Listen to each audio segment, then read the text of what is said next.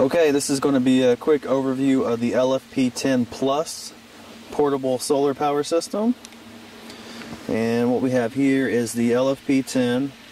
This is the Plus version, which means it has a higher solar input rating than the regular LFP 10. We can hook up any size solar array that we want to it, but it will only take in 140 watts continuously. It'll limit the input by itself automatically. We can hook a 200 watt solar panel up to it and there'll be no damage. It will just only bring in 140 watts at one time. The power coming in from the solar panels can be used to power devices directly.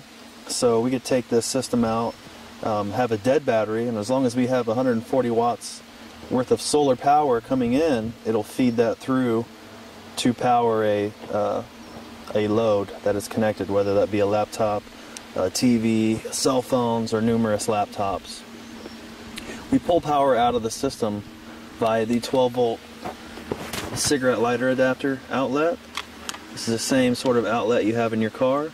It has a marine grade cover. When you're not using it, you can push the cover down. That'll keep you from getting dust, dirt inside there. When you want to use it, you pull it open. You can plug in cigarette lighter devices like this. So right now we're going to plug in a 12-volt DC to AC inverter. This is a 175 watt inverter, 140 watt continuous. Has two AC style outlet prongs on the front. They're facing opposite directions, which allows you to hook up larger adapters at the same time. Most devices only have one, or they have them so close you can't really use both outlets at the same time. There's also a high amperage USB output on the back. So there's the USB port right there. This is good if you're powering and charging iPads, which need 10 watts or 2 amps to charge quickly. So this is an up-to-date inverter, 2 AC outlets, 1 high power USB outlet to charge phones and iPads, anything else USB. The output will shut off automatically when the battery becomes fully drained, and when you either plug it in the AC charger, it'll automatically turn back on, or if you plug in the solar panels, it'll automatically kick back on and begin recharging the battery. To solar charge the system, there is a solar input right here. This is a 2-pin SAE trailer plug connector. Very common in the industry. Most of the solar panels have plugs like this, so you can't reverse them. And to solar charge, we simply plug this in. We have it's called a what's up meter that goes in between the solar panel output. So we have a cord coming from the solar panel, and then it connects to this what's up meter, and this will actually show the voltage that the panel is putting out. It'll show the wattage at the bottom right. Since we just unplugged the panel and plugged it back in, it's going to take a second for the charge controller to reset. But when we pull power in, it'll show at the bottom right the amount of watts that the panel's producing. Top left is the voltage. The LFP 10 system's using a multiple power point tracking solar charge controller, which means it'll always operate the panel at its maximum output point. So the panel will operate at a higher voltage than the 12-volt battery, and the multiple power point tracking will take a 19-volt output from the panel, which is where it's providing the most voltage or wattage basically, and it will convert that down to the correct voltage to recharge the battery, and it does this at a 90% efficiency. This basically equates into 30% more power harvested at the end of the day versus not using multiple power point tracking. A lot of the cheaper systems on the market do not use multiple power point tracking, and that's because they try to save money on the design. So we're using the latest and greatest technology that's on the market, and it's worth it. The system has a built-in battery voltage display, which is underneath the display. This is a waterproof design. You can leave it outside. If you're going to leave it out in the rain, we advise you to close the case for the maximum protection.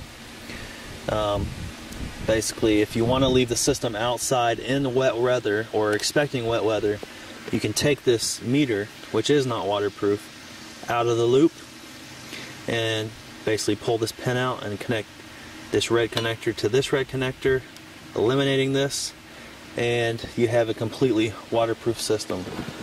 This is a 75-watt solar panel. It is waterproof. It's using 18% efficient solar cells. These are the same solar cells that are used on glass panels that you find on buildings and houses all over the world.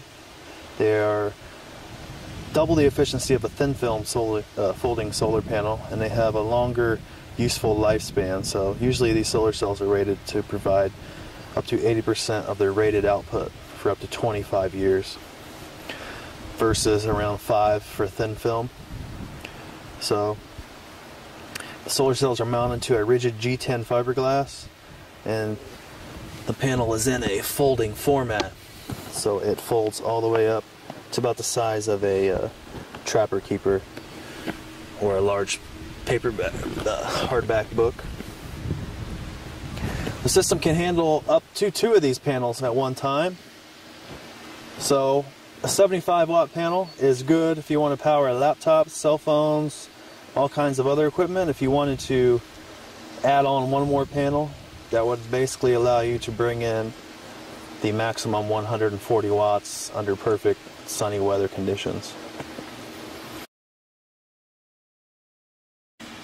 So we'll go over how to basically hook up the solar panels. The first thing you want to do is unfold the panel, lay it out flat. There will be a connector coming off the solar panel, like you see right here, and there will be a SAE 2-pin trailer plug. You'll take the extension cable that comes with the system. It says solar panel right here, which means you connect this end of the panel to the solar panel, which is what we've done. So that's all we need. We need to make sure the panel is getting perfect sunlight as much as possible, not shaded. Shade will affect the output drastically. We take the other end of the cable and we put our what's up meter in between if we want the what's up meter to be in between, and if we're in an area that's not going to be wet or have bad weather, this device will be ruined from rain. So if you're in good weather, leave it on. It'll tell you exactly how much power your solar panel is producing. Next thing we want to do is flip up the protection lid for the solar input line, and we take this. There's only one way to connect it, and we push this in. It's a little tight, but it's going to look like that when you're done. This will show you how much power. Bottom right is wattage, how much power is being brought in from the solar panel. Bottom left will show you the totals for the day, total amount of watt hours, amps peak, that's the minimum voltage, 1.9 watts peak, and 0.008 amp hours. The number you want to pay attention to is watt hours. The battery is a 128 watt hour battery, so if it was empty, you would want to, you would know 128 watt hours would be a fully charged battery if that's all you were doing was recharging the system. You want to make sure the switch is on or it will not solar recharge, and then your solar status light will tell you if you're bringing in under 50 watts by this short flash here. Stronger flash with a pause in between means you're bringing in over 50 watts of solar, and then solid green LED means you're fully charged.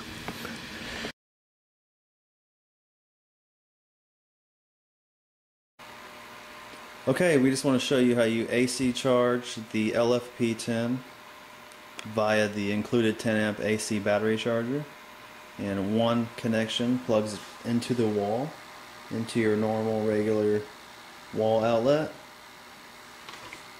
So we take it, plug it in the wall. The charger will turn on. The fan runs the whole time that it is plugged in to keep the internal electronics cool. There's a red light here, and when this red light is on, it means we are actively charging the battery. It will charge the battery up to 14.6 volts, which means it's fully charged. As soon as the battery reaches 14.2 volts, you'll see the green light over here. Remain solid. That's an indication that the battery has reached a fully charged state. And the other end of the AC charger is a cigarette lighter plug, and that plugs right into the 12-volt cigarette lighter outlet on the LFP 10 system. Plug it in, light turns red, voltage increases to 14.6. When it reaches 14.6, a green LED will turn on the 10 amp battery charger, meaning that the battery is fully charged and the charger has stopped charging the battery. There's also a switch on the AC charger right here that says 115. That means 115 volt input. That's good for the USA electricity power sources, and then if you're in a foreign country that has 240 volt AC, you'll flip the switch down, it'll say 240, and you'll be good to plug it into 220 AC power sources, which are usually seen outside of the USA.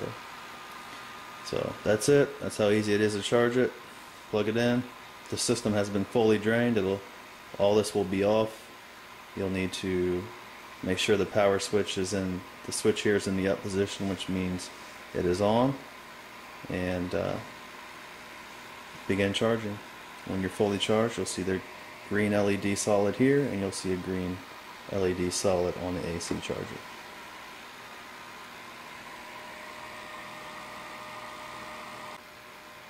Okay, the battery charger has turned green. So while it's charging, it's red. It has fully charged the battery. Now it turns to green to let you know that it's done charging. The solar input status LED will remain solid green like this once we're above 14.6, which means we have basically fully charged the battery. And our float voltage that the charger will maintain the battery at is 14.6. So when you see 14.6, the battery is 100% charged. And you'll also see a green LED on the 10 amp AC charger.